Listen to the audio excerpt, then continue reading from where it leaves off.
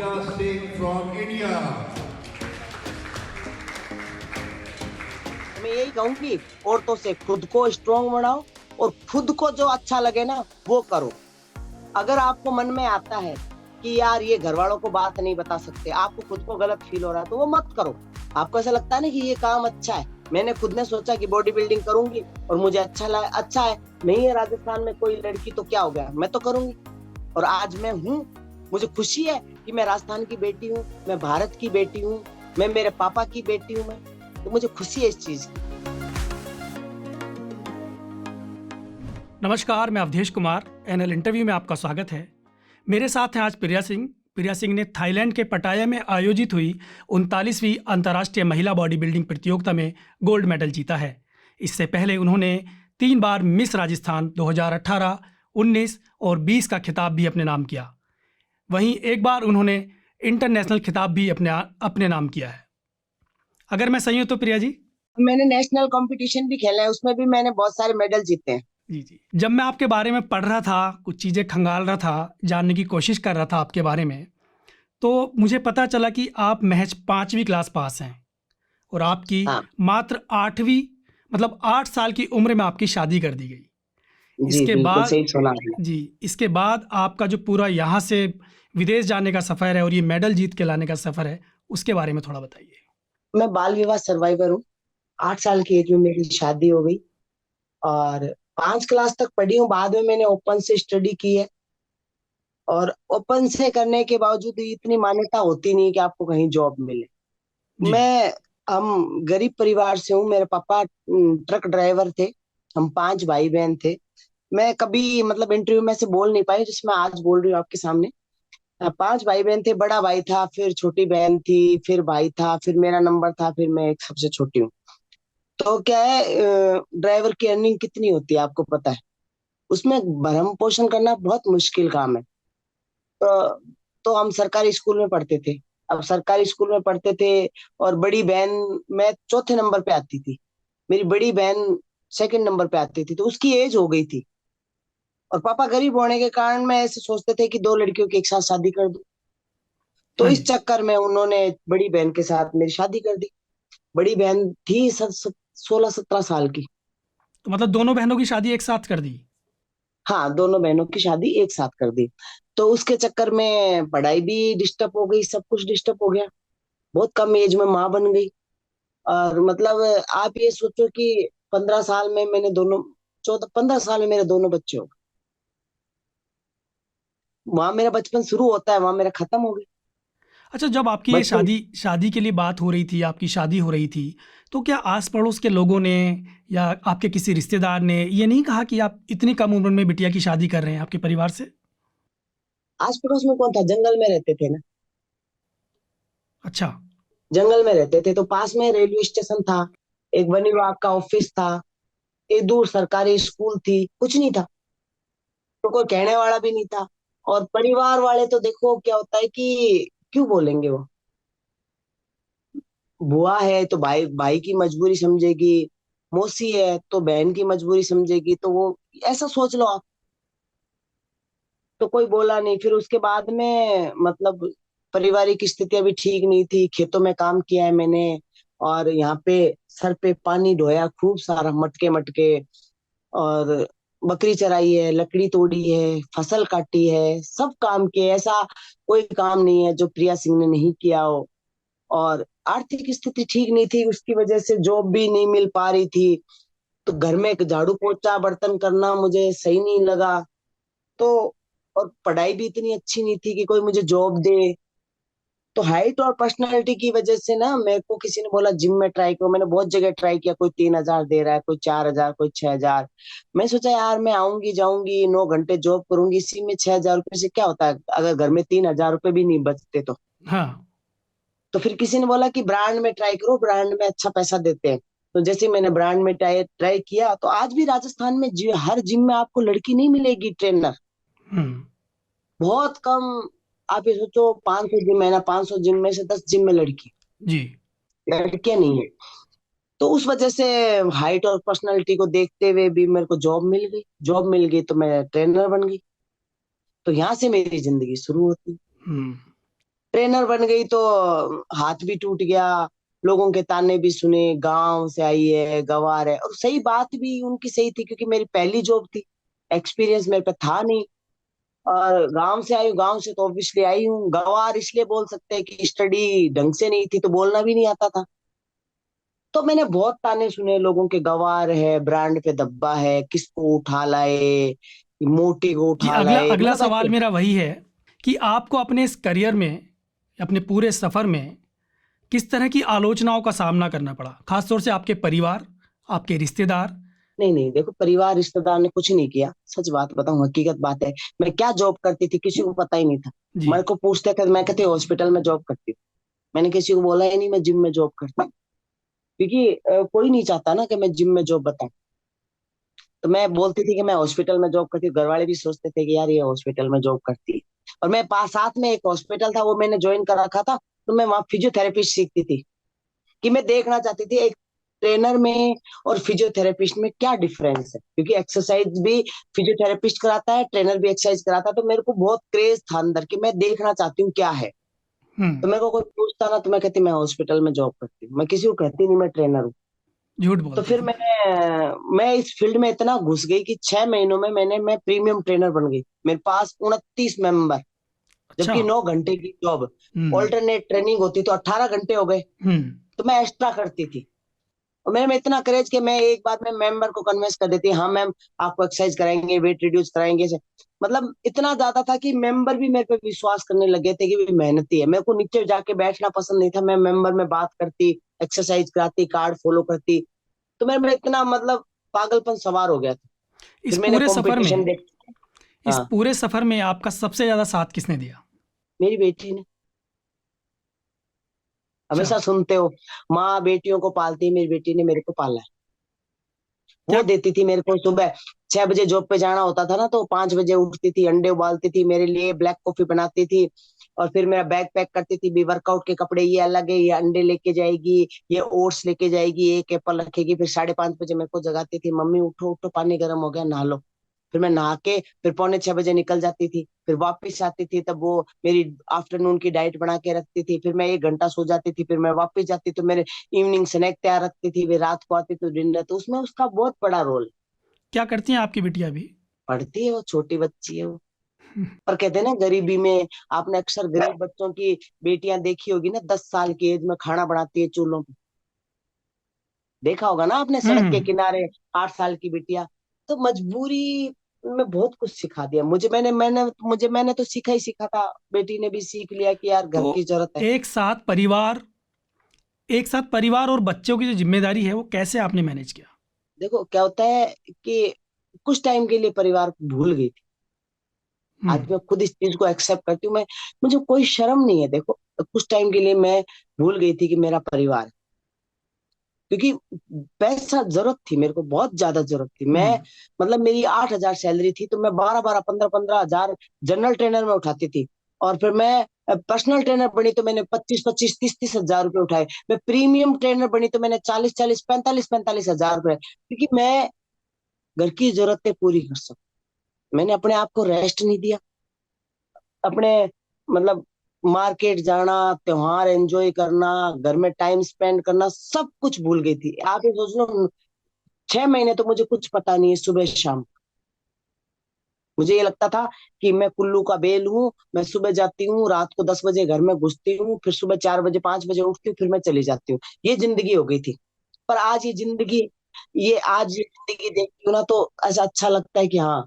तो मैंने फिर उसके बाद में एक दिन ऐसे बैठे बैठे रियलाइज हुआ था खुद को कि यार तू तो खुद है ही नहीं। फिर मैंने थोड़े क्लाइंट कम कर दिया, फिर अच्छा। रिन्यूअल नहीं करवाया, और फिर मैंने बॉडी बिल्डिंग पे ध्यान देना शुरू कर दिया। किसी ने बोला था कि एक सरकारी आदमी 5 साल में नहीं कमा सकता, वो आप 1 साल में कमा सकती है। तो मैंने कहा ये और अच्छा है, 4 साल बच गए। तो ये सोच के बॉडी बिल्डिंग में आ गई। बॉडी बिल्डिंग में, पर उसने ये नहीं बताया कि जितना तुम कमाओगे ना, उससे डबल उस बॉडी बिल्डिंग में डालना पड़े। हुँ। असली धक्का 2 महीने बाद लगा मेरे को। अब आपके बच्चों का क्या रिएक्शन है आपके करियर को लेकर? अच्छा है, खुश है, हुँ। बहुत खुश।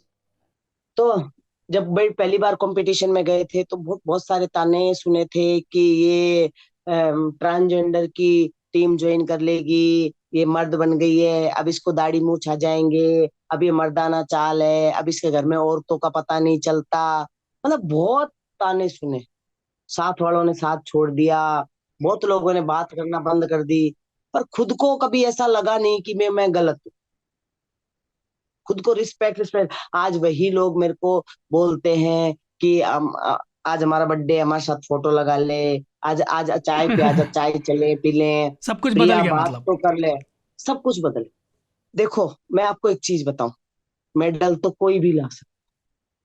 आप एक चीज ये ध्यान से सुनना, और मैं चाहती हूँ सब मेरी बात सुनो, मेडल तो कोई भी ला सकता है। हम्म, एक 5 साल की लड़की जो स्ट्रगल करती आ रही है ना, और आज यहाँ खड़ी है, उसको दुनिया सलाम करती है, उसके स्ट्रगल को करती है, प्रिया सिंह को नहीं करती। जी। उस गांव की लड़की को करती है जो टिबों में खेलती थी, बकरी चराती थी, लकड़ी तोड़ती थी, गोबर थापती थी, खेतों में काम करती थी, 100-100 रुपए के लिए खेतों में काम किया है। सुबह 4 बजे उठ के गए, रात को 9 बजे घर आए हैं। बाल 10-10 दिन बातें नहीं थे जो यहाँ से जुए ऐसे आती, और इतना घूंघट निकालती। हमारे उधर कल्चर है शादी के बाद 5 ही कलर पहनने हैं आपको। हमारे उधर कल्चर है बहू घूंघट में आती है और घूंघट में ही मर जाती है। मैं उस कल्चर से निकली हूँ। आज दुनिया सलाम ठोकती है ना, उस औरत को ठोकती है, प्रिया सिंह को नहीं ठोकती, उस औरत को ठोकती है जो आज उस देहात गांव में से है। हाँ, आप एक दुनिया भूल ग्रामीण। गई। जी, मेरा सवाल भी वही है कि आप ग्रामीण परिवेश से आती हैं, जहाँ महिलाओं को पर्दे में रखा जाता है। आप घूंघट में, हाँ आपकी तस्वीरें मैंने देखी हैं, आप घूंघट में रहती थीं। वहाँ हाँ। से जो बिकनी पहनने तक का सफ़र है, और जब पहली बार आपको ये पता चला मेडल जीतने, जब आप जा रही थी कि आपको बिकनी पहननी है, तब आपके मन में क्या ख्याल आया? मैं 3 मंथ तक तो मैं टी शर्ट नहीं उतार पाई थी, बिकनी की बात कर रहे।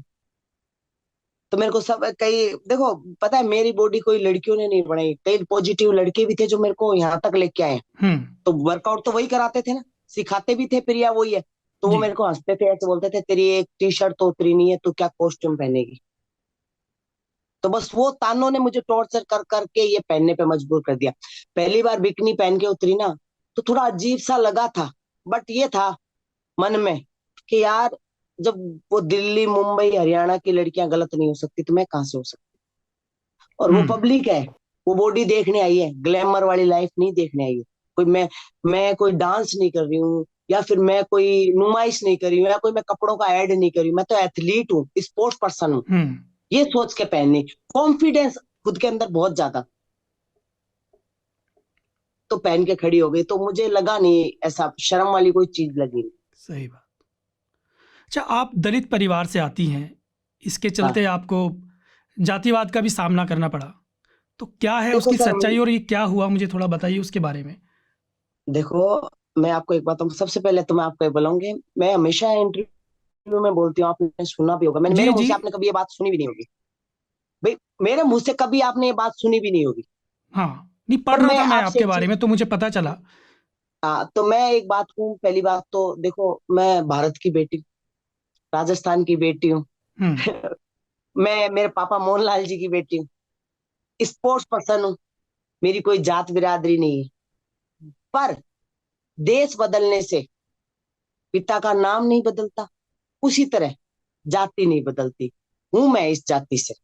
और सामना करने की बात आती है ना, तो देखो, जब हवा चलती है ना, चाहे ठंडी चलो चाहे गर्म चलो, उसकी लपेट में लोग आ ही जाते हैं। तो हम्म। मैं भी उसकी लपेट में आ गई हूँ। तो क्या ये हुआ था? सोचो आप। क्या हुआ था? वह तो ऐसा देखो, मैं ये नहीं कहूंगी क्या हुआ था क्या नहीं। यहाँ तो देखो जयपुर में तो ऐसा कुछ नहीं हुआ, मैं आपको सीरियसली बताऊंगा, वहां तो इतना मानते भी नहीं। पर अगर आगे जाते हैं ना, अपने ग्रामीण क्षेत्र की तरफ, हम्म। तो वहां तो आज भी चलता ही है, आज भी चलता है। तो मैं इन चीजों को इग्नोर करती हूँ। मुझे खेलना है, मैं स्पोर्ट्स पर्सन हूँ, मुझे कोई फर्क नहीं पड़ता मैं किस समाज से हूँ, किस जाति से हूँ। मैं ये मानती हूँ मैं स्पोर्ट्स पर्सन हूँ, बस। क्या दुनिया सोचती है क्या नहीं, मुझे उससे कोई फर्क नहीं पड़ता। जरूरी नहीं है मैं हर दुनिया की सोच बदल पाऊँ। अब मैं जैसे बिकनी में खड़ी हूँ, जिस समाज से बिलोंग करती हूँ, जिस सोसाइटी से, जिस कल्चर से बिलोंग करती हूँ, जरूरी नहीं है मेरे को 100% लोग पसंद करें। हो सकता है मेरे को 70% लोग पसंद करें, 30% मेरे को नेगेटिव वेम्स में लेते हो कि क्या कपड़े पहन के खड़ी है। तो मैं उन 30 को सफाई थोड़ी नहीं दूंगी सर। मतलब जातिवाद का सामना आपने किया है? मैंने आपको कहा ना, जो हवा चलती है ना वो लगती है, सबको बराबर लगती है। तो आप ये मान लो कि हवा तो लगी है। अब लोग मेरी सफलता को नहीं पता पा रहे, इससे बड़ी क्या क्या कहोगे आप? लोग मेरे को कहते हैं इस जातिवाद को बीच में लाइए। अरे मैं जातिवाद को नहीं लाई हूं, वो इसलिए आया है कि लोगों को अब पता चला है कि प्रिया सिंह कौन है, किस समाज से है। उन वो मेरे समाज वालों ने मुझे सर पे बिठाया। आप समझो बात को, समाज वालों ने सर पे बिठाया है, तो इसमें जातिवाद कहाँ से आ गया आप बताओ? मैंने तो बोला नहीं, अपने मुंह से कभी बोला कि आप ये बताओ, लाखों करोड़ों लोग पैसा लगा के भी दिलों पे राज नहीं कर सकते। मेरे पास तो पैसा भी नहीं है, मेरे पास तो लाखों का कर्जा है। आज मैं दिलों पे लोगों के राज कर रही हूँ, तो क्यों कर रही हूँ? वो सोचते हैं ना, वो लड़की कहाँ से आई है, किस समाज से आई है। जहाँ जिस समाज से आई है वहां लोग सोच भी नहीं सकते यहाँ तक आना। सोच सकते हैं? आपने कभी सुना? नहीं सुना ना। जी, अच्छा। तो इसीलिए, हाँ जी, बताए बताए। जी, मैं देखता हूँ जो आजकल के युवा हैं, जो लड़के हैं, वो बॉडी बिल्डिंग करते हैं। बॉडी बनाने के लिए वो बड़े-बड़े डब्बे मैंने देखे हैं उनके घरों में। मेरे भी कुछ दोस्त हैं, जिम जाते हैं तो वहाँ भी उनके बड़े-बड़े डब्बे उनके यहाँ रखे रहते हैं। तो क्या आप भी वो डब्बे-वब्बे खाती हैं? कैसे ये बॉडी-वॉडी बना ली आपने? देखो, सप्लीमेंट तो सभी इनटेक करते हैं। हाँ। अगर आपसे मैं ऐसे कह दूं कि रोज दाल रोटी सब्जी खा के मैंने बॉडी बनाई है, तो ये पॉसिबल नहीं है। हुँ। मुझसे कहीं ज्यादा मेहनत वो मजदूर करता है, जो 24 घंटे खेतों में काम करते हैं, जी। जो शहर में काम करते हैं, उनकी बॉडी नहीं है। हुँ। तो बिल्कुल मैंने सप्लीमेंट तो ट्रक भर भर के खाए हैं। अच्छा। उसके बिना बॉडी बन ही नहीं सकती। हाँ, अभी भी खाती हैं? आप ये सोचो, देखो एक एक स्कूप में आप ये सोचो कि 25 ग्राम प्रोटीन है, और उस 25 ग्राम में मैं क्या 10 अंडे खाऊंगी? अगर योग निकाल दे तो एक अंडे में 3 ग्राम प्रोटीन बचता है। तो मैं 10 अंडे नहीं खा सकती। जैसे मेरा वेट अभी है 70, हुँ। तो मुझे मेरे वेट का अकॉर्डिंग 150 ग्राम प्रोटीन लेना पड़ता है। अब मैं 150 ग्राम प्रोटीन कैसे पूरा करूं बताओ? स्कूप से ही करूंगी। अंडे कितने खाऊंगी? नहीं खा सकती। तो बॉडी की नीड के लिए हमें प्रोटीन इंटेक करना पड़ता है, और वो कोई हुँ। गलत नहीं है। प्रोडक्ट कई अच्छे आते हैं, कई गलत आते हैं, कई लोग उसका गलत यूज करते हैं, तो उससे लोगों को कई बार प्रॉब्लम हो जाती है। एक ढंग से कोच सजेस्ट नहीं करते, अगर कोच सजेस्ट कर ले तो प्रोडक्ट सजेस्ट नहीं कर पाते, तो उनकी वजह से उनको प्रॉब्लम आती है। मैं खुद कहती हूँ, मैंने तो ट्रक के ट्रक खाली कर दिए जब जाके बॉडी बनी। आप पर आरोप लगे हैं कि जो आपने मेडल जीता है, वो जो संघ है वो कोई मान्यता प्राप्त संघ नहीं है, वो एक एनजीओ है, और ना ही वो कोई खेल संघ है, ना ही किसी राज्य सरकार द्वारा उसको मान्यता प्राप्त है। तो ये क्या है, मुझे इसकी बताइए थोड़ा सच्चाई। देखो, एलिगेशन मुझ पे थोड़े नहीं, बहुत ज्यादा लगे। और फेडरेशन फाउंडेशन का मतलब ही एनजीओ होता है। आप ये सोचो, हुँ। आज जितनी भी बॉडी बिल्डिंग की जो है ना, वो सब एक एनजीओ है, कोई वो नहीं है। और मान्यता प्राप्त की बात आती है ना, तो मैं आपको एक चीज कह दूं। आज की डेट, पहले थी, 1 साल पहले गवर्नमेंट से मान्यता थी, किसी कारणवश रहा होगा कोई इश्यू, मुझे पता नहीं है। आज की डेट में कोई भी फेडरेशन को मान्यता प्राप्त नहीं है गवर्नमेंट से। और मैं यूएनबीबीआई फेडरेशन से खेल के आई हूं, वो 38 कंपटीशन करवा चुका है। गूगल पे सर्च कर लें आप, वो 38 करवा चुका है। मैं 39वां खेलने गई। हुँ। प्रिया सिंह ने मेडल मार लिया। करोड़ों की आबादी में चंद लोगों के पेट में दर्द हो गया। रीजन, मेडल लगा 18 तारीख को, इंडिया आई 22 तारीख को, 23 तारीख तक, 18 से 23 तारीख तक किसी को कोई प्रॉब्लम नहीं। हुँ। मैंने फोटो तो उसी दिन डाल दी। अब सुनते जाना, जब भी उन लोगों को पता था कि इसको मेडल जिनके पेट में दर्द है ना, उन लोगों को पता था कि इसको मेडल लगा है, इसको प्रो कार्ड लगा है। सुनना, हुँ। जब उनको कोई प्रॉब्लम नहीं थी।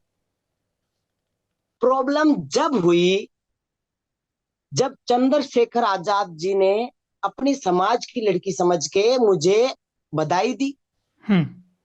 उन्होंने ट्वीट किया, जैसे ही उन्होंने ट्वीट किया, पूरे भारत में, आउट ऑफ पूरे वर्ल्ड में बात फैल गई।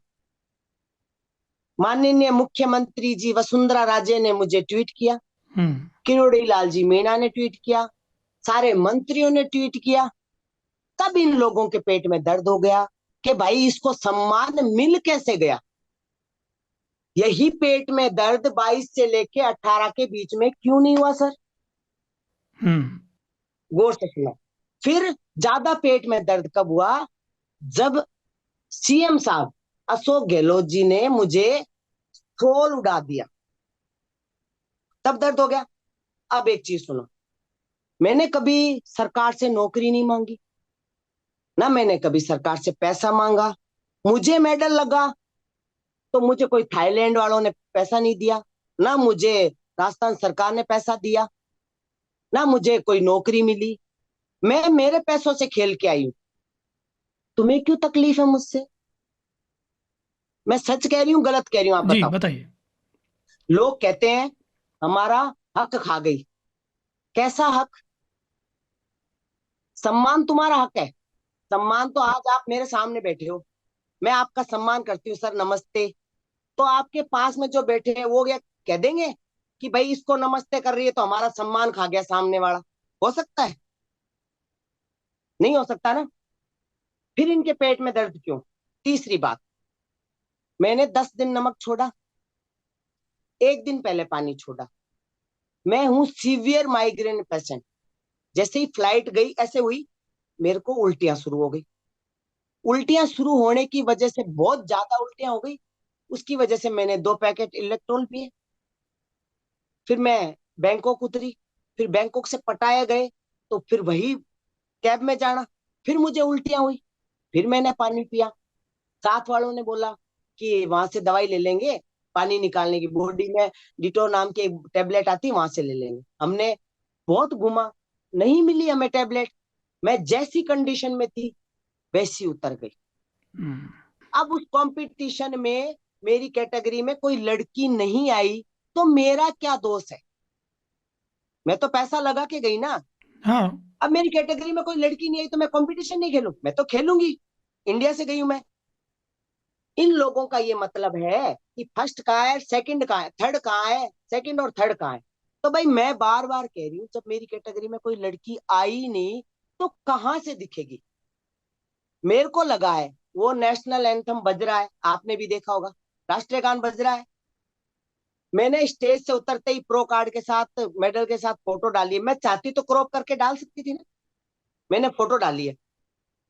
अब एक बात बताओ, मैं, कोई लड़की नहीं है तो ये जो एलिगेशन वाले लोग हैं, इनका कहने का मतलब है कोई लड़की नहीं है तो मैं नहीं खेलूं। मैं प्रो कार्ड और मेडल फेंक्या हूं। क्यों फेंक्या हूं भाई? मैं तो खिलाड़ी हूं ना। मैं तो जाऊंगी, खेलूंगी, और जो मुझे मिला है मैं लेके आऊंगी और मैं तो दिखाऊंगी लोगों को। जो महिला इस फील्ड में आना चाहती हैं उन्हें क्या मैसेज देंगे आप? मैं उनसे ये कहूंगी, बिल्कुल आए, बॉडी बिल्डिंग ही चूज करें। हकीकत में आप खुद को स्ट्रांग बना पाएंगी। और जो, मैं तो कहते हैं ना, लोगों ने सीता माता को नहीं छोड़ा, है ना? तो मैं हाँ। तो कलयुग की प्रिया सिंह हूँ, मुझे कैसे छोड़ेंगे? पर कलयुग की प्रिया सिंह हूँ, तुमने जितना आटा खाया ना उतने मैंने टीबों की मिट्टी खाई है, कम मत समझना मेरे को।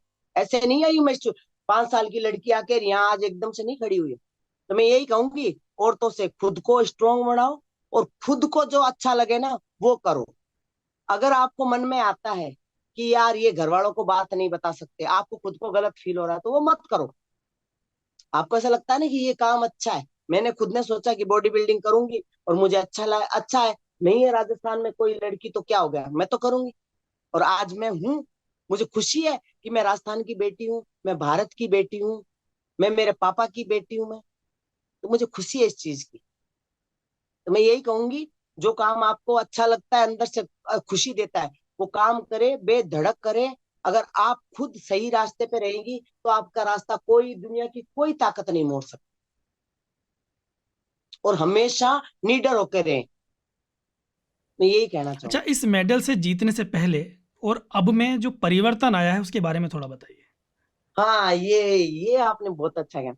टोल टैक्स वाला टोल नहीं लेता मेरे से। अरे वाह। लोग पहचानते हैं मुझे हर जगह। आज मैं कहीं गई थी, और एक दिन भी आप मेरे से इतने दिन से जुड़ रहे हो, मैं एक दिन भी फ्री नहीं। तो आप ये सोचो, मैं वहां पे गई थी तो मेरे पीछे 2-3 गाड़ी लग रही थी। मैं सोचा यार ये ओवरटेक क्यों करे, आगे जाके गाड़ियां रोक दी। उनको लोगों को पता पता नहीं चलता बॉडी बिल्डर हो। ऐसे बोला आप तो वही हो ना जो विदेश में पहलवानी जीत के आए हो, मैडम फोटो खिंचवा लो प्लीज। तो पैसा नहीं लेते लोग, पर मैं देती हूँ। टोल टैक्स वाले ने पैसे ले लिए, कहते एक सेल्फी खिंचवाऊंगा। और हर जगह लोग पहचानते हैं। और सबसे बड़ी बताऊं, जब मैं मुंबई गई ना, तो मुंबई के ऑटो वाले, कैब वाले ताई ताई कहकर पीछे पड़ गए, फोटो ही फोटो खिंचाई वहां पे एयरपोर्ट पे। तो अंदर से खुशी हम्म, होती है कि यार ज्यादा नहीं तो आप देश के लिए 2% तो हिस्सा बन पाए। पैसा सबके पास है, नौकरी सबके पास है, जो मुझे जनता ने प्यार और सम्मान दिया है ना, वो शायद हर किसी के पास नहीं है। और वो लोग बहुत बदकिस्मत है जो, सच बताऊं, एलिगेशन भी लगाते हैं और ये जनता के प्यार प्रेम से वंचित है। मैं अपने आप अंबानी से ज्यादा अपने आप को खुशकिस्मत समझती हूँ कि मेरे पास जनता का बहुमूल्य प्यार है, रिस्पेक्ट है मेरे लिए। और आप लोग मेरे इंटरव्यू ले रहे हो, इससे बड़ी बात क्या हो सकती है सर। ये हमारा तो काम है ये। काम तो देखो सबका ही होता है, बट क्या होता है, एक किसी को खोजबीन करके उसका इंटरव्यू लेना। जी। और आप ही लोग प्लेटफॉर्म देते हो, किसी की पहचान देते हो। मैं लोग मीडिया को गाली देते हैं, पर सच बात एक बात बताऊं, जब कोई एथलीट जीतता है ना, तो अपने पेरेंट्स को धन्यवाद देता है, अपने कोच को देता है, अपने दोस्तों को देता है। बट मैं जिस दिन मेरे को मेडल लगा, मेरे इंटरव्यू वाले ने, मैंने यही कहा था कि मैं मेरी बैकबोन मीडिया। आज मीडिया छोटी से छोटी न्यूज नहीं दिखाती है ना, तो आज लोगों को नहीं पता चलता कौन प्रिया सिंह, किसकी प्रिया सिंह। तो लोग भूल जाते हैं। तो आप लोगों की वजह से ही हम लोगों की पहचान है। तो क्या और मैं इस चीज का रिस्पेक्ट करती हूँ, धन्यवाद देती हूँ कि आप लोग हो इस दुनिया में सच्चाई को सामने लाने वाले। अभी मैं कैसे बोल पाती कई बातें, बहुत लोगों ने बोला, पर मैं जितना आज आपसे खुल के बोल पाई शायद मैं किसी से नहीं खुल के बोल पाई। जी, बहुत शुक्रिया आपका। प्रिया जी, एक आखिरी सवाल है आपसे कि जी, जो क्या बॉलीवुड या फ़िल्मों के लिए भी आपके पास ऑफ़र आ रहे हैं कुछ? मैंने अभी सनी देओल के साथ में फिल्म की थी जून में। हाँ, वो फ़ोटो देखा मैंने, वो तस्वीर देखी आपकी। हाँ, और अभी मैं साउथ इंडियन 2 मूवी साइन की है, मार्च अप्रैल में जाऊंगी उन शूटिंग के लिए। अच्छा, पहले अच्छा। कर चुकी हूँ इससे पहले। बस मैं उनसे ये कह देती हूँ, पुलिस वाला, आर्मी या क्रिमिनल का रोल देना, इसके अलावा सास बहू रोना धोना नहीं होता अपने से। ऐसे बोलती हूँ तो डायरेक्टर एक कह रहा था कि आपको ना हीरो की फ्रेंड बनना है, तो आपको वन पीस पहनना है। मैंने कहा या तो हीरो नहीं रहेगा या मैं नहीं रहूंगी, क्योंकि मेरे से ये चीजें बर्दाश्त नहीं होती। वन पीस पहन के, और कौन पहनता है वन पीस? सास बहू के रोल नहीं चाहिए मेरे को। तो मेरे को ऐसे ही रोल मिलते हैं। बहुत लोगों का क्वेश्चन रहता है, मैडम आपकी, मैं फोन पे ऐसे मैं बोलती हूँ ना हेलो, तो मैं स्विगी वाले, जोमेटो वाले या ऑनलाइन जो भी होते हैं ना, ऐसे बोलते हैं हाँ भैया आपका ऑर्डर है, तो मैं कहती हूँ हाँ भैया आ जाओ। तो फिर वो आके कहते हैं कि प्रिया जी, मैंने कहा मैं हूँ। मैडम आपकी आवाज ऐसी क्यों है? एक बार क्या हो गया, मैं आपको एक किस्सा सुनाऊं। मेरे घर के नीचे मैं जिम जा रही थी। उस दिन केले नहीं थी मेरे पास में, तो मैंने केले खरीदने के लिए उसको ऐसे बोला कि भैया केले दे दो। वो मेरे मुंह की तरफ ऐसे देख रहा, मेरे को ऐसे बोला है, गाँव का ही था, कि एक बात पूछूं। मैंने कहा हाँ, क्या आप औरत हो का आदमी हो? मैंने कहा कपड़े कैसे दिख रहे हैं तेरे को? क्या वो कपड़े तो औरतों वाले दिख रहे हैं। तो मैंने कहा आदमी क्यों बोला? क्या तुम्हारे ये ऐसे ऐसे सूज रहे हैं ना आदमियों जैसे। तो मैंने कहा बॉडी बिल्डर हूँ। इतने में मेरी बेटी आई, तो मैंने कहा सोनू 20 रुपए दे दे बेटा। तो वो ऐसे बोली ये कौन है? मैंने कहा मेरी बेटी है। वो इतनी तेज हंसा। मैंने क्यों हंस रहे हो? बेटी दूर की बात है, तुमसे शादी कौन करेगा, ना तो तुम मर्द हो ना तुम औरत हो। अच्छा, तो अभी क्या बताओ। डाइट लेती हैं आप? सुबह से शाम तक का डाइट, जो आपका जो डाइट प्लान है, वो मुझे बताइए थोड़ा। अभी तो मैं खुशकिस्मत हूँ कि कुछ भी मिलता है खा लेती हूँ। पर हाँ, डाइट तो देखो, सुबह उठते ही क्या होता है कि नींबू पानी पीती हूँ हमेशा। फिर उसके बाद में ब्रेकफास्ट में मैं लेती हूँ 6 अंडे, ओट्स, एप्पल, ऑरेंज, पपाया जो भी हो। फिर उसके बाद में 12-1 बजे से लेती हूँ मैं, फिर एक एप्पल लेती हूँ। फिर लंच में मैं लेती हूँ दाल चावल, चने, इस तरह का ले लेती हूँ। और डिनर में मैं चिकन लेती हूँ बस। अभी ये हमारी नॉर्मल डाइट है। कंपटीशन के टाइम बिल्कुल डिफरेंट हो जाएगी। कंपटीशन से 1 महीना पहले आपको कार्ब्स जीरो करने पड़ते हैं। 3 महीने आपको बॉयल खाना पड़ता है, 10 दिन आपको नमक छोड़ना पड़ता है। 50 से 60 घंटे पानी छोड़ना पड़ता है, जब जाके एक बॉडी बिल्डर खड़ा होता है। ठीक है प्रिया जी, बहुत अच्छा लगा आपसे बात करके। आपको बहुत बहुत शुभकामनाएं, आप ऐसे ही तरक्की करें। हमसे जुड़ने के लिए बहुत बहुत शुक्रिया, बहुत बहुत धन्यवाद। Thank you so much. ऐसी ही जनता से जुड़ी खबरें अगर आप देखना चाहते हैं, अगर आप चाहते हैं कि मीडिया आज़ाद होकर बिना किसी दबाव के काम करे, तो न्यूज़ लॉन्ड्री को सब्सक्राइब करें और गर्व से कहें, मेरे खर्च पर आज़ाद है खबरें।